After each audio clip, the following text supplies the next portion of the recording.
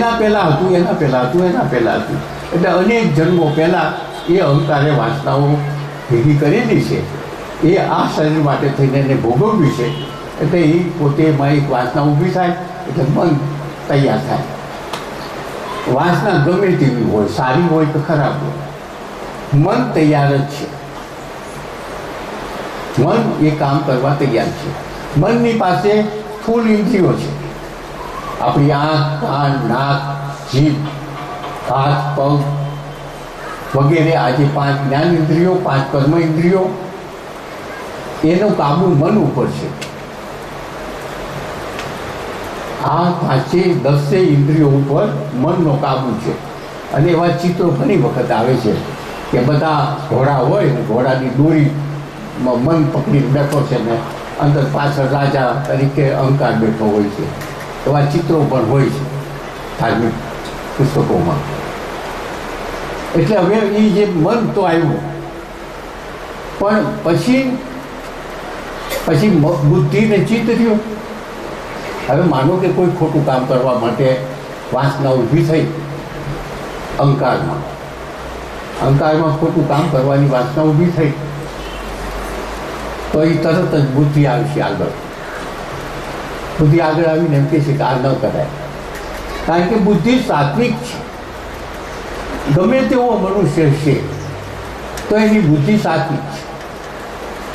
એ યોગ્ય અયોગ્ય કરવા માટેનું એક બુદ્ધિ એક સાધન છે.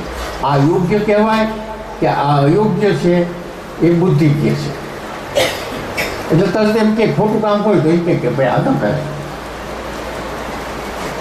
પણ બુદ્ધિ પાસે સત્તા નથી, રોકવાની સત્તા નથી.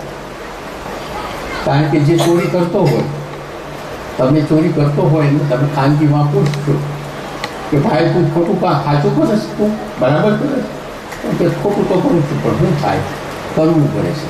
હવે ખોટું કરું છું એવું બોલે છે એ બુદ્ધિ છે, કરવું પડે છે એ અહંકારનું જોર છે. તું દારૂ પીવે છે બરાબર છે તો એ ખરેખર અંતકરણથી એને પૂછશો ત્યારે કહે છે હું ખોટું કરું છું. તો જે ખોટું કરું છું એ એની બુદ્ધિ કહે છે, છતાં પીવે છે એ અહંકાર છે, મન છે. કતલખાનામાં ગાય કાપતો છે તેને બોલાવીને પૂછો આ કામ તારું સાચું છે તો એમ કહે છે ખોટું છે પણ મારે કરવું પડે છે. આ સંવાદ અહંકાર અને મન અને બુદ્ધિ વચ્ચે ચાલતા જ હોય છે. આપણે હર ક્ષણે ચાલતા હોય છે. ત્યાર પછી જે છતાંય બુદ્ધિની સત્તા નથી એટલે મન તો કરી દેશે, પણ પછી તરત જ ચિત્ત ઊભું થાય. ચિત્ત ઊભું થાય એટલે ચિત્ત પાસે મેમરી છે. મેમરી એટલે જ્ઞાન છે. જ્ઞાન છે કે આવું ન થાય, આમાં તો જેલમાં જવું પડે, પોલીસનો માર ખાવો પડે, સમાજમાં આપણી બદનામી થાય, પૈસાનો બરબાદ થાય. આ ચિત્ત કે પણ મન અને બુદ્ધિ અને ચિત્ત આ બંને કે ખરા, પણ માત્ર અંગુલી નિર્દેશ કરે કે ભાઈ આ કરાય નહીં, પણ પછી છતાં કરી નાખે. એમાં એને રોકવાની તાકાત બેયની નથી. એટલે જ આપણે અત્યારે કોઈ અધમ માર્ગે જાય, કોઈ સારા માર્ગે જાય અને એના કારણો આ જ છે કે આ થાય. હવે આ વાત તો થઈ, આ તો જાગ્રત અવસ્થાની વાત મેં કરી. આ તો જાગૃત અવસ્થામાં વાત કરી અને જાગૃત અવસ્થામાં સ્થૂળ શરીર એની પાસે છે એટલે કરાવડાવે છે. પણ અહંકાર તો એવો છે કે જાગૃત હોય કે સ્વપ્ન હોય એને તો આ નાચવું જ છે. શરીર થાકી ગયું છે, ભાઈ હવે તું મને રાત પડી, હવે તો 10 વાગ્યા 11 વાગ્યા, હવે તું મને ઊંઘ આવવા માંડી, ઝોલાવવા માંડ્યા, એટલે પછી કે હવે તૂટી જાય. શરીર થાકે છે, શરીર જુદું છે એમ સમજી લેજો. શરીર અંતકરણ ને પરમાત્મા કંઈ જુદું છે, અંદર એક હોવા છતાં જુદું છે. આ પૃથ્થકરણની વાત છે. હવે શરીર જુદું પડ્યું, થાય ક્યું? હવે શરીર શરીર છે તો આ અહંકાર જગતને ભોગવે છે. શરીર છે તો અહંકાર જગતને ભોગવે છે. શરીર નહીં હોય તો કેવી રીતે ભોગવે? એટલે શરીરનું રક્ષણ કરવું એ પણ પાછો અહંકાર જાણે છે. તો પી જાય એટલે આ સુઈ જવાનું, છૂટું તો પીડ્યું. પણ હવે આ નવરાથી આવી અહંકાર અને મન બે નવરા પીડ્યા કે પછી અંદર પોતે એક નવી સૃષ્ટિ રચે છે. એ તમને કીધું કે પરમાત્મા અને જીવાત્મા વચ્ચે જાજો ફેર નથી. કારણ કે સૃષ્ટિ રચી શકે છે. જે જીવાત્મા છે એમાં પણ એટલી તાકાત છે. એ તો આગળ આવશે કે આપણે કેટલા નજીક છીએ. ને સૃષ્ટિ રચી શકે છે. એ સ્વપ્ન, આ એક સ્વપ્ન સૃષ્ટિ છે અને પેઢી એ સ્વપ્ન સૃષ્ટિ છે. પણ અહીં જે છે એ ખરેખર અજ્ઞાની મનુષ્ય જે હોય તો પણ એ પોતે સપનું રચી શકે છે. હવે આપણે જોઈએ છીએ કે એ માણસ સૂતો છે, શરીર એનાથી છૂટું છે, એનું હૃદય ચાલે છે, હૃદય ચલાવવાવાળો છે. હવે અહીં જે છે એ પોતે શરીર ન હોવાથી અંદર એક સ્વપ્ન સૃષ્ટિ રચે છે. સ્વપ્ન સૃષ્ટિ એવી રચે કે ચિત્ર વિચિત્ર, કારણ કે સ્થૂળ જગતમાં નથી. હવે તેને છૂટો દોર મળ્યો તો અમેરિકા, અડધું અમેરિકા હોય, અડધું જાપાન હોય અને આપણા ઘેરે હોય. અડધું અમેરિકામાં હોય, કોઈ બજાર, કોઈ દુકાન જાપાનની હોય અને આપણા પગથિયે હોય. મરેલાને જીવતા કરે, એની સાથે વાતો કરે,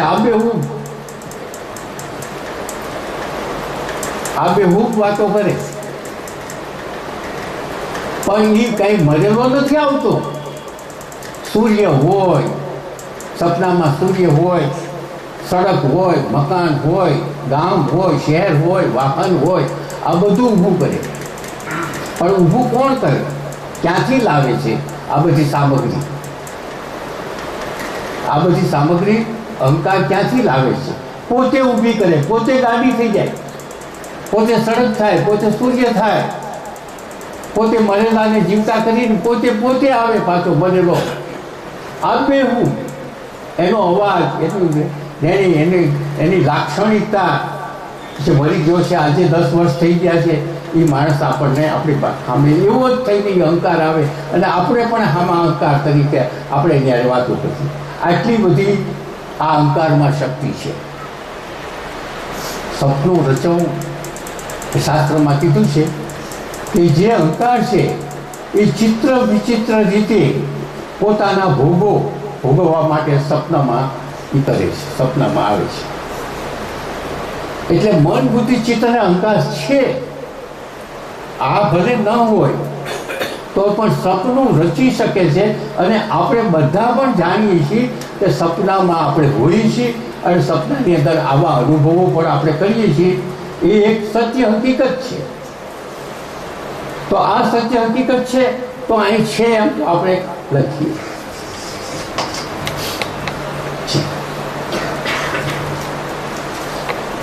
હવે જુઓ કે સપનાની અંદર જુઓ કે સપના અવસ્થામાં જ્યારે મનુષ્ય હોય, એક બીજી વાત કે સપના અવસ્થામાં જ્યારે આપણે હોઈએ છીએ ત્યારે આપણે સપના કાળમાં ક્યારે આપણે એમ નથી કહેતા કે આ સપનું ખોટું છે, સપનું છે. હવે આજે હું 500 રૂપિયા દઉં છું તો હવે પછી પાછા 500 રૂપિયા લેવાના છે, આ ખોટા છે, દિવસે નહીં લેવાય, એવું ક્યારેય નહીં. તો સાચા જ લાગે, મેં આ 500 રૂપિયા દીધા, ત્યારે આ વ્યવહાર કર્યો આની સાથે. સપનામાં જેવું દિવસમાં જાગ્રત અવસ્થામાં જેવા વ્યવહાર થતા હોય એવા જ વ્યવહારો સપનામાં આ મન, બુદ્ધિ, ચિત્તને અહંકાર આખું એક જગત રચી અને ચિત્ર વિચિત્ર રીતે એ વ્યવહાર કરતો હોય છે. એટલે આ અહીં પણ છે. હવે સુષુપ્તિ અવસ્થા આવી. સુષુપ્તિ અવસ્થા એટલે ઘાટી નિંદ્રા. મનુષ્ય ઘાટી નિંદ્રામાં પણ હોય છે. આ ત્રણ અવસ્થા મનુષ્ય ત્રણ અવસ્થામાંથી એક અવસ્થામાં હોય ને હોય. ઘાટી નિંદ્રામાં બહુ ઓછો હોય. ઘાટી નિંદ્રામાં એટલે ઘાટી નિંદ્રાનો કહેવાનો અર્થ એ છે કે સ્વપ્ન વગરની નિંદ્રા. સ્વપ્ન વગરની નિંદ્રા એટલે સપનું ન હોય, ઉઠે ત્યારે એમ કે સપનું નથી. એક બીજી વાત એવી છે કે સૂક્ષ્મ શરીર અને સ્થૂળ શરીર, કે આપણું આ શરીર છે, એને જે ગયું શરીર છોડ્યું અને પછી નવું શરીર એને શોધે છે, ત્યારે એ બે વચ્ચેનું અંતર અનિશ્ચિત છે. નવું શરીર, પેલું જૂનું શરીર છોડ્યું, નવું શરીર મળવું એ અનિશ્ચિત છે. કોઈને તરત મળે, કોઈને 2 મહિને મળે, કોઈને 5 મહિને મળે, કોઈને 500 વર્ષે મળે. કારણ કે એની જે વાસનાઓ છે, એને જે કર્મો કરેલા છે, એના જે ઋણાણુ બનશે, એવું શરીર જ્યારે પૃથ્વી ઉપર તૈયાર થાય તો જ એમાં ગ્રહણ કરીએ. પણ એ જે શરીર નથી મળ્યું અને એ પેલું શરીર છોડ્યું છે, એનો વચ્ચેનો કાળ જે છે ત્યારે એને બહુ તકલીફો ભોગવી છે. કારણ દાખલા તરીકે અત્યારે મારે પાણી પીવું હોય તો હું પી શકું, કારણ કે મારી પાસે સ્થૂળ શરીર છે. મારી પાસે સ્થૂળ શરીર છે તો હું પી શકું. મારે ત્યારે કોઈ ખાવાનો પદાર્થ ખાવો હોય, મારે ક્યાંક બહાર જવું હોય, મારે કોઈને મળવું હોય, તો આ શરીર માટે થઈને આ બધું પ્રવૃત્તિ કરી શકું. પણ એ વખતે આ અંદર જે સૂક્ષ્મ શરીર જે છે, સૂક્ષ્મ એટલા માટે કીધું કે અતિ સૂક્ષ્મ છે, એટલે આપણે આપણી આંખોથી જોઈ શકીએ નહીં તેવું. જ્યારે માણસ મરે છે ત્યારે એ સૂક્ષ્મ શરીર બહાર તો નીકળે છે. જ્યારે જીવતો હોય ત્યારે બોલતો હોય, ચાલતો હોય, એ જ આંખો હોય, એ જ કાન હોય, એ જ નાક હોય, એ જ શરીર હોય, છતાં એ ગયો એટલે પછી આ તો કાંઈ નથી હોતું આમાં. તો એ ગયો એ વાત તો પાકી છે. અંદરથી એક સૂક્ષ્મ શરીર નીકળી ગયું બહાર, એ વાત તો પાકી છે. પણ આપણે જોતા નથી, જોઈ શકતા નથી, એટલે નથી એમ ન કહી શકાય. કારણ કે આપણે તો સાબિતી થાય છે કે પહેલાં બોલતો હતો ને હવે બોલતો નથી, પહેલાં જોતો હતો હવે જોતો નથી, અને હવે એને શરીરને ગમે તે કાચી કરીએ કે મારી નાખીએ તો એ બૂમો પાડતો નથી, કારણ કે બૂમો પાડવાવાળો વ્યો ગયો. એટલે બૂમો પાડવાવાળો વ્યો ગયો એટલે શરીર એને બહુ ગમે છે, કારણ કે એને શરીર વગરનો રહ્યો છે, અને શરીર વગરના રહેવાથી અને અનેક તકલીફો ભોગવી છે. બહુ તકલીફો ભોગવી છે. ખાવાના કોઈ પદાર્થો ખાઈ શકતો નથી, ક્યાંય જઈ શકતો નથી, કંઈ કરી શકતો નથી. છતાંય વાસનાઓ હોય તો બીજાના શરીરમાં આવીને કંઈક પોતાનું કરે છે. એ વાત એ વિષય આખો જુદો છે.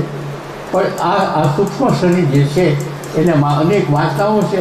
શરીર ન હોય ત્યારે એ બહુ વ્યાકુળ હોય. એટલે શરીરને કાંઈ પણ થાય, કાંટો વાગે તો એ અહંકારને ન ગમે. શરીરમાં હોય ત્યારે શરીરને કાંઈ પણ આંગળીમાં એક સેજ પણ થાય, એક ફાંસ વાગે તોય પણ અહંકારને ન ગમે. આપણે એક સમજણ એવી છે કે આપણને કાંટો વાગ્યો, મને કાંટો વાગ્યો એમ કહીએ છીએ, પણ ખરેખર મને કાંટો વાગ્યો એમ નથી કહેતા, મારી આંગળીને કાંટો વાગ્યો એમ કહીએ છીએ. મારા ફ્રેક્ચર શું તો મારા પગમાં ફ્રેક્ચર શું છે એમ આપણે કહીએ છીએ. એટલે મારો પગ જુદો છે, બોલનાર જુદો છે, મારો પગ કહેનાર જુદો છે. મારા માથામાં વાગ્યું, મારી આંગળીમાં વાગ્યું, મને આ પાક્યું, મારો પગનો પગ પાક્યો, મારો અંગૂઠો આમ થયો, મારે ગોઠણને આમ થયું, તો આપણે શરીરનું વર્ણન કરીને કહીએ છીએ. એટલે શરીર એક એને સાધન મળ્યું છે. આપણા મન, બુદ્ધિ, ચિત્ત અને અહંકારને એક શરીર સાધન છે. એ સાધન વાપરે છે, પણ એ સાધનને કાંઈ થવું ન જોઈએ. એટલે એ સ્વપ્નાવસ્થામાં પણ શરીરની તકેદારી રાખે છે, જાગ્રત અવસ્થામાં પણ શરીરની તકેદારી રાખે છે કે શરીરને કાંઈ કાંઈક થાય તો દવા દારૂ આ બધું ચાલુ કરી દે. એ પાછો અહંકાર કરે છે. એ પ્રકૃતિ તો અંદર ચેતન તત્વ તો જે છે એ એની ક્રિયાઓમાં આપણી અંદરના પાછા એવા ગુણો છે કે વાગે કરે તો એની હાજરી કેવી રીતે મટે એની તો એ પરમાત્મા ક્રિયાઓ કરે છે, પણ આને જલ્દી કરવું છે સારું એટલે આપણે દવાઓ લઈએ છીએ. એક પ્રકૃતિનો એક ધર્મ છે કે આપણને કોઈ પણ રોગ થાય તો એને પ્રતિકાર શક્તિ અંદરથી એક ઊભી થાય છે અને એ પ્રતિકાર શક્તિ એ રોગને મટાડવા માટેના પ્રયત્નો કરતી હોય છે. એ આ કરે છે અને બહારથી દવા દારૂ કરે છે એ આ કરે છે શરીર, કારણ કે એના શરીર વાલું છે, શરીર બહુ વાલું છે. હવે વાત મારી એટલા માટે હું કહું છું કે અહીં તું શું સર્જ નથી, ઘાટી નિદ્રામાં નથી, પણ અહીં એ છે કે નહીં. હવે કહેવાનો મતલબ એમ છે કે સ્વપ્ન વગરની નિદ્રા હોય ત્યારે આ ક્યાં જાય. કહેવાની વાત આ છે કે સ્વપ્ન વગર અહીં તો છે જ, કારણ કે સ્વપ્ન ઊભું કર્યું, પણ આપણે વાત એ થઈ છે કે સુસુપ્તિમાં સ્વપ્ન ન હોય.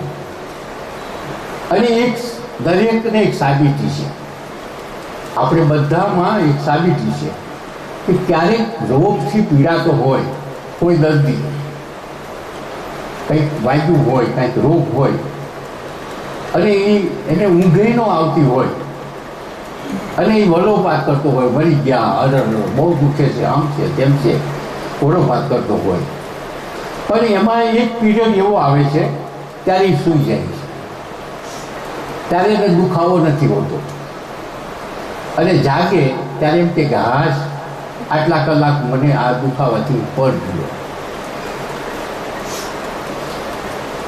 હાશ હું આટલો ટાઈમ એને દુખાવો ન આવ્યો. તો એટલો ટાઈમ એને દુખાવો ન આવ્યો એનું કારણ એ છે કે એટલો ટાઈમ સુધી શરીરથી છૂટો પડી ગયો હતો. વાંધાને અનુભવ હોય છે, કાંક સગાવાલાનો અનુભવ છે. સગાવાલા એમ પણ કે ત્યારે એ પૂછતા છે, ઓ માંડ આખી રાતને આખો દિવસ 2-3 દિવસથી વલોપાત કરે છે, હવે નવું આવ્યું, હવે સૂતો છે એટલે શરીરની પીડાથી પર થયેલો છે એટલે એ સૂતો છે, એટલે શરીરથી છૂટો પડી શકે છે એ વાત પાકી છે. તો શરીરથી છૂટો પડી ગયો હોય અહીં તો એ ક્યાં ગયો?